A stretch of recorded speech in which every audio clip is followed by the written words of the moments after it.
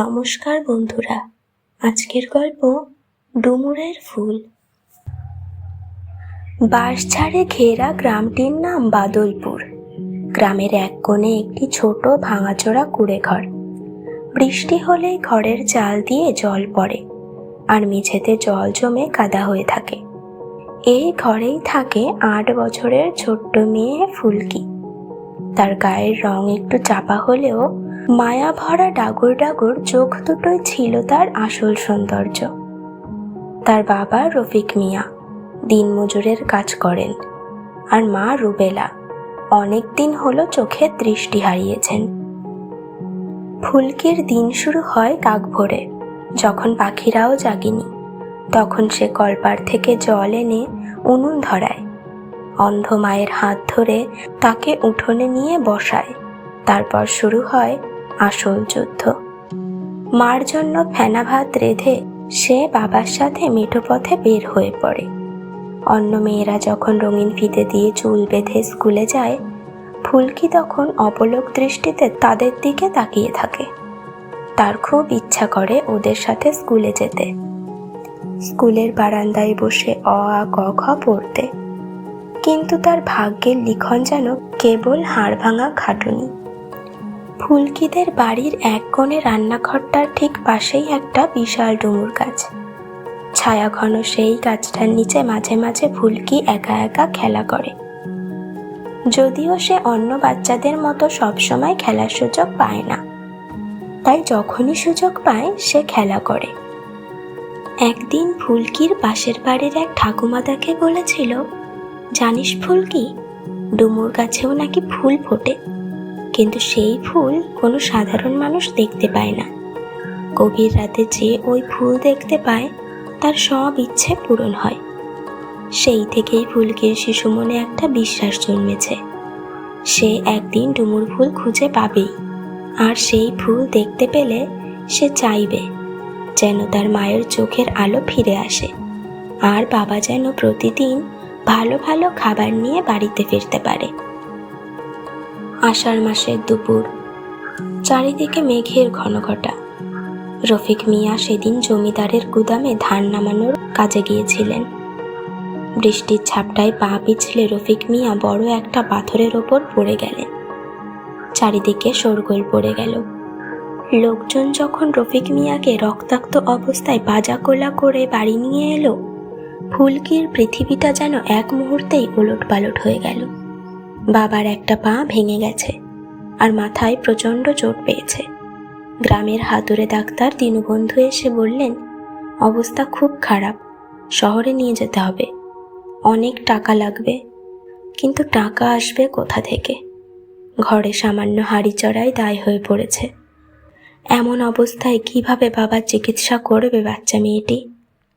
ফুলকি দেখল তার অন্ধ মা বাবার মাথার কাছে বসে অঝরে কাঁদছেন।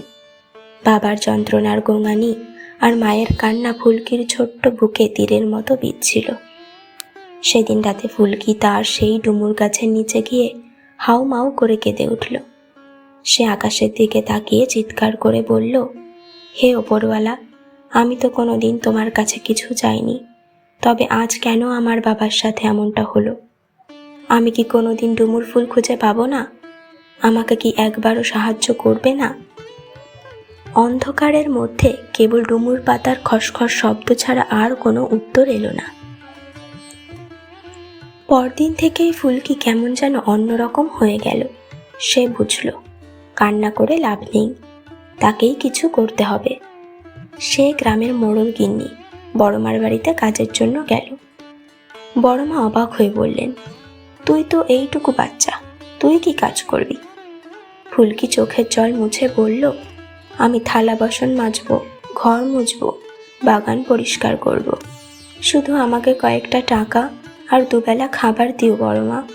আমার বাবা ঘরে খালি পেটে যন্ত্রণায় কাতরাচ্ছেন, আমার একটা কাজের খুব দরকার বড়মা। বড়মার দয়া হলো। ফুলকি প্রতিদিন সকাল থেকে রাত পর্যন্ত গাধার মতো খাটত।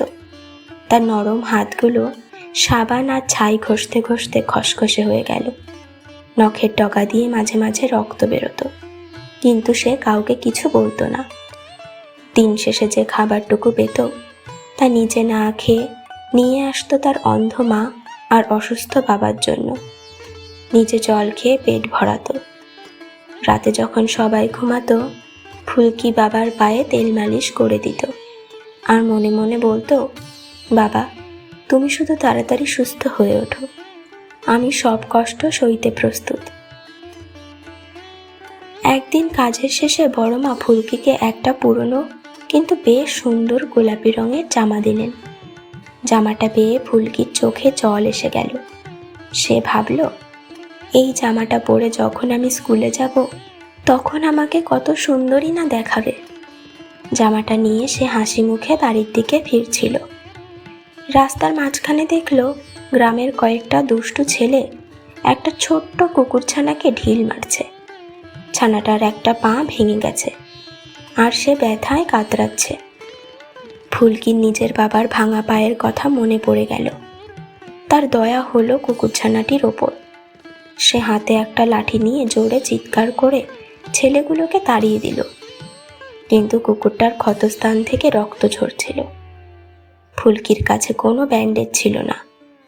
সে এক মুহূর্ত দ্বিধা না করে তার সাধের নতুন জামাটা মাঝখান থেকে ছিঁড়ে ফেলল। সেই নতুন জামাটার টুকরো দিয়ে সে কুকুরটার পা বেঁধে দিল। নিজের এত শখের জিনিসটা নষ্ট হয়ে গেল, কিন্তু ফুলকির মনে হলো তার বুকের ভেতরটা শান্তিতে ভরে গেছে। ঠিক সেই মুহূর্তে সে অনুভব করল তার চারপাশের বাতাস যেন এক অদ্ভুত সুগন্ধে ভরে উঠেছে, যেন হাজার হাজার ফুল একসাথে ফুটেছে। সে ডুমুর গাছের দিকে তাকালো। সে ফুল দেখতে পেল না ঠিকই, কিন্তু তার মনে হলো সে যেন পৃথিবীর সব সৌন্দর্য একসাথে দেখতে পাচ্ছে। সেই পথ দিয়ে যাচ্ছিলেন ডাক্তার পরেশবাবু। তিনি শহর থেকে গ্রামে এসেছেন একটা দাতব্য হাসপাতাল খোলার জায়গা দেখতে। তিনি দেখলেন এইটুকু একটা মেয়ে কিভাবে তার নতুন জামা ছিঁড়ে একটা কুকুরকে বাঁচালো। তিনি মুগ্ধ হয়ে ফুলকির পিছু পিছু তাদের বাড়িতে গেলেন। ঘরে ঢুকে তিনি দেখলেন রফিক মিয়ার করুণ অবস্থা আর রুবেলার অন্ধত্বের হাহাকার। ডাক্তারবাবু বুঝলেন এই পরিবারটির একমাত্র প্রদীপ হলো এই ছোট্ট মেয়েটি। তিনি রফিক মিয়াকে বললেন, তুমি চিন্তা করো না ভাই, আমি তোমার চিকিৎসা করাবো।